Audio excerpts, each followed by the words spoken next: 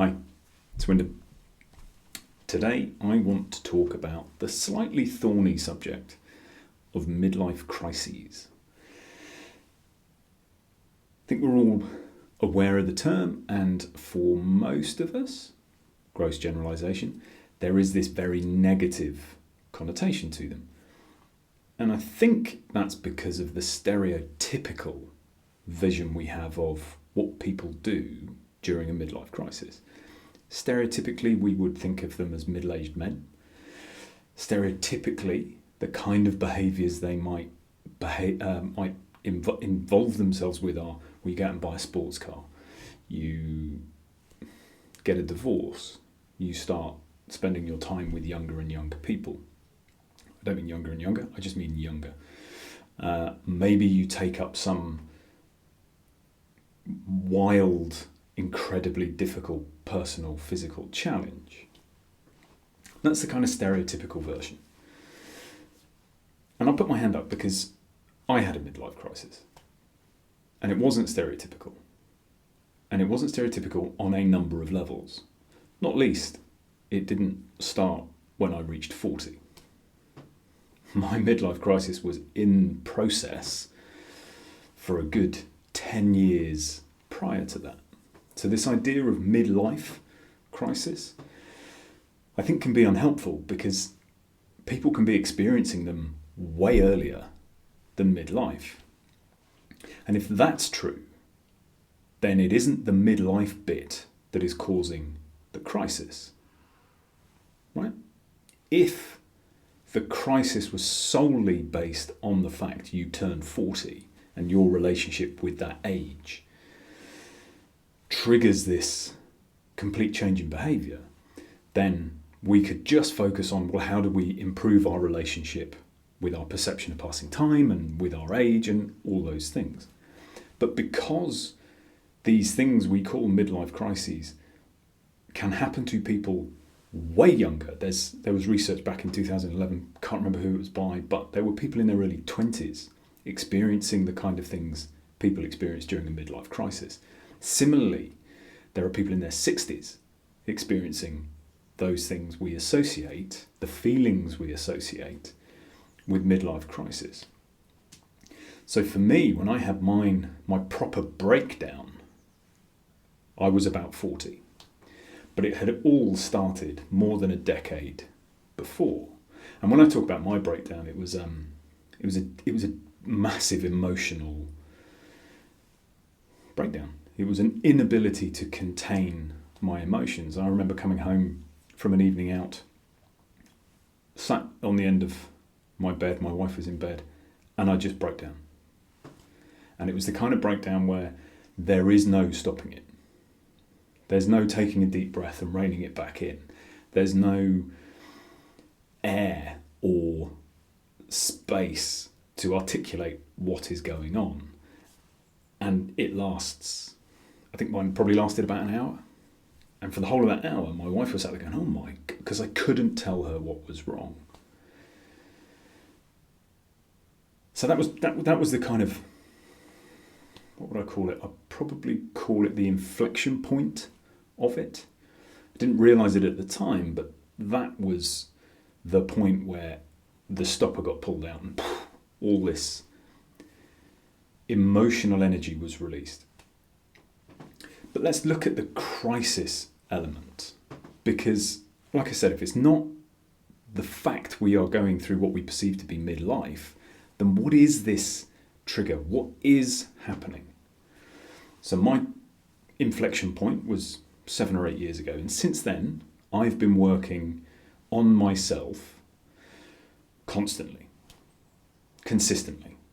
I have had coaching, I've done yoga, I've done enormous amounts of reading, I've trained in various different areas and skill sets that have brought me to today where I am a coach. I help people reconnect to and create the life they really want to live. And through that purpose, through that focus, I have then done more work.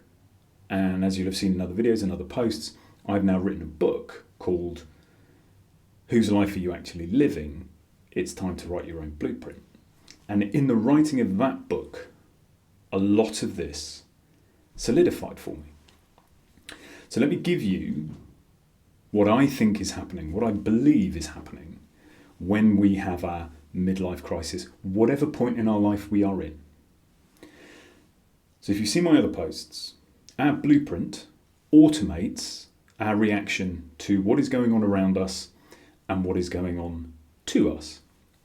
And what shapes those reactions are the things we believe and the things we believe to be true about the world around us and about ourselves. The whole point of our blueprint is to shortcut our thinking process. It's the ancient brain whose only real focus is survival. And because of that, the time between something happening around or to us and our reaction needs to be super fast. And so we take away all the thinking and we automate from a very early age. Now those truths and beliefs start to be populated in our childhood. And they're heavily influenced by our caregivers, whether that's family, whether that is wider family, whoever is primarily responsible for our well-being. We get a huge amount of those embedded truths and beliefs from them.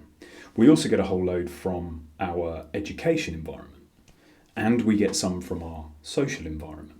So we're getting all these cues and clues and truths and beliefs, and things are repeated to us over and over and over and over and over again until they become beliefs. And those beliefs shape our automatic actions.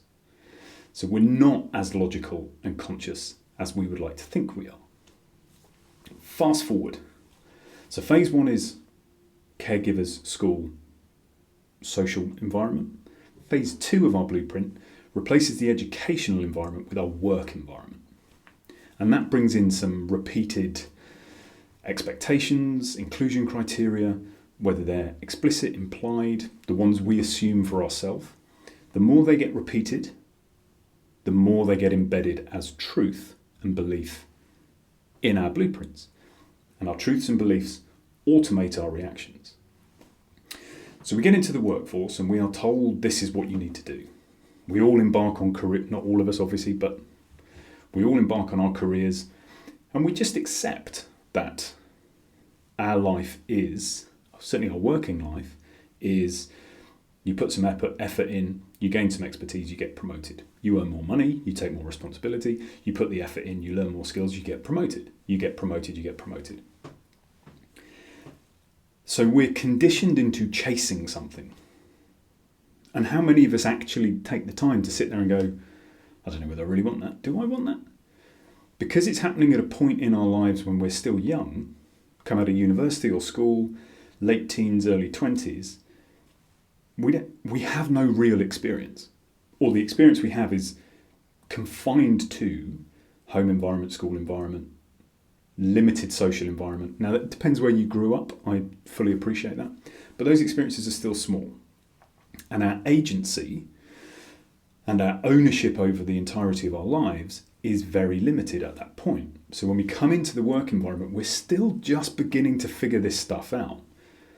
And because we as human beings strive connection and acceptance, and this is the old brain working, this is how we survive. We remain accepted in groups because in groups we are stronger and safer.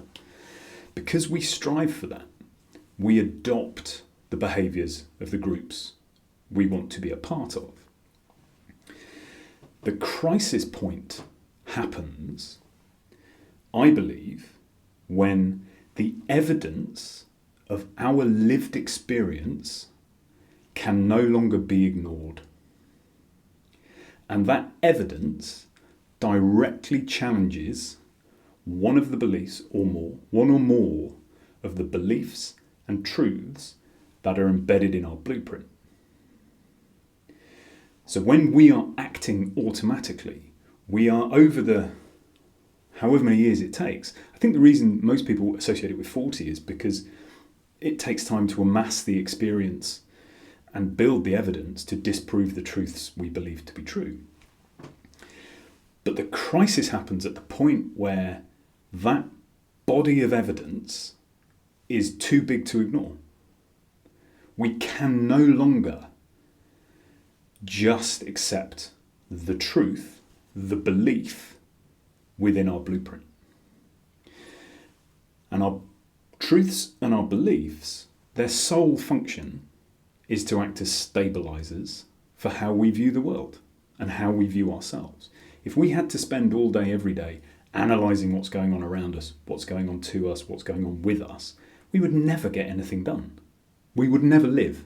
We would be crippled by the vast amount of data we would need to process. So the truths and beliefs that are set when we're younger stabilise the world for us. They allow us to understand the expectations of us and what we can expect from the world. So when we get to our midlife crisis, the crisis is the fact that the stabilising truth can no longer override the evidence of our existence, of our lived experience. We get to a point where we look at it all and we go, I don't believe this anymore. I don't believe that all the things I assumed were going to be the outcomes of this path, whether it's work, whether it's relationships, whatever it might be, I no longer believe that the things I think I want, I'm going to get. Or we get to a point with the miserably successful, I would put myself in that category 10 years ago, we get to the point where we've attained a load of the things we were told we should be chasing, and we find them to be empty. We find the joy and the happiness and the reward and the fulfilment and the motivation and the engagement that we crave to be fleeting at best at the point we achieve the things we've been striving for. And when that keeps happening, the evidence builds. And we get to this point where I don't believe that. I don't believe if I carry on doing what I'm doing, I'm going to be any happier. So we have this kind of line of experience coming to here. We reach a point where I go, oh no, I don't think this is true. And then the world starts to destabilize for us. Because the stabilizers, these truths and beliefs within our blueprint, we, our whole lives, have disproved them. So what do? Well, it took me 10 years to get to this point where I could articulate it in that way. And I've no guarantee that it is landing with you the way I intend it to. But when I was 10 years ago, for me, I had no idea of any of this. All I knew was I couldn't carry on doing what I was doing. I knew it wasn't just a case of I didn't want to. It had reached that point where I knew I couldn't.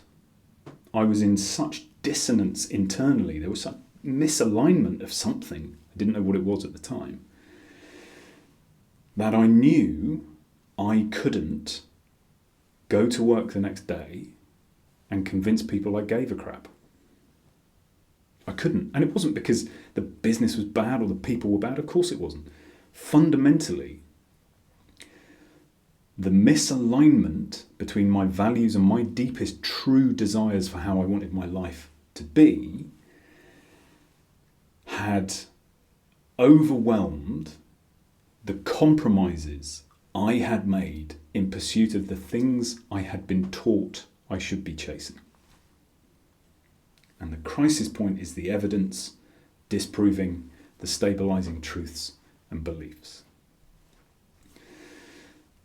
I firmly believe we cannot address what we aren't aware of. So becoming aware and bridging to 10% of a new idea is the first step, I believe. And the way we access that first step is through compassion. Personal compassion, lack of self-judgement of ourselves. If you are currently feeling like this midlife crisis, feeling like you just can't go on with what you're doing and the way you're doing things, number one, bring some self-compassion. You're not alone. This is a epidemic in our modern society because most of what we do is not deeply connected to a deeper meaning for us personally. And I can't tell you what your deeper meaning is, But I can tell you, if you're having any form of feeling like a midlife crisis, there is a misalignment between what you are doing, the mechanisms in your life, and their ability to create the deeper meaning you are looking for. So first and foremost, bring some compassion to your life. It's okay, there's nothing wrong with you. 100% there is nothing wrong with you. There is a misalignment between what you're doing, the things you are attempting to achieve, and the deeper sense of meaning you are trying to create. So first and foremost. And these midlife crises can impact every area of our life. So for me, it was fundamentally focused on work. For other people, it is a relationship challenge, and I mean personal, close relationship. For others, it will be personal expression, who they have pretended to be all their lives. Suddenly it's like, this is not me. I have to embrace something different. Whatever area of your life it is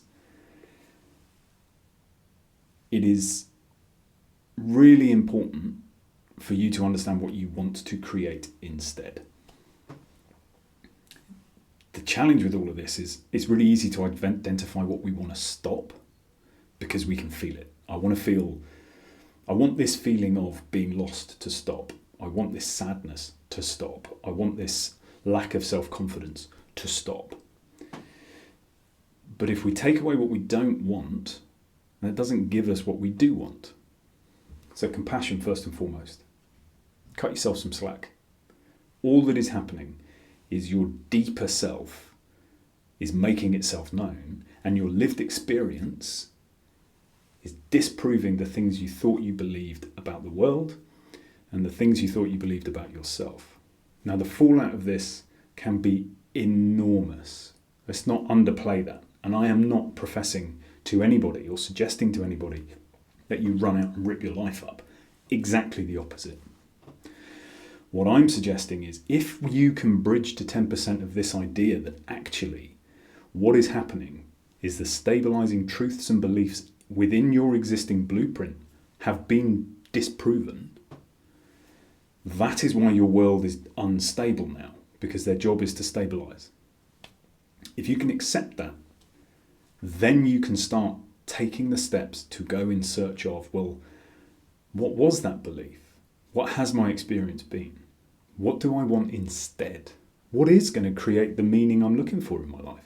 Because you may still be able to do that in your current career. You may still be able to find that and create that with your partner in this important relationship.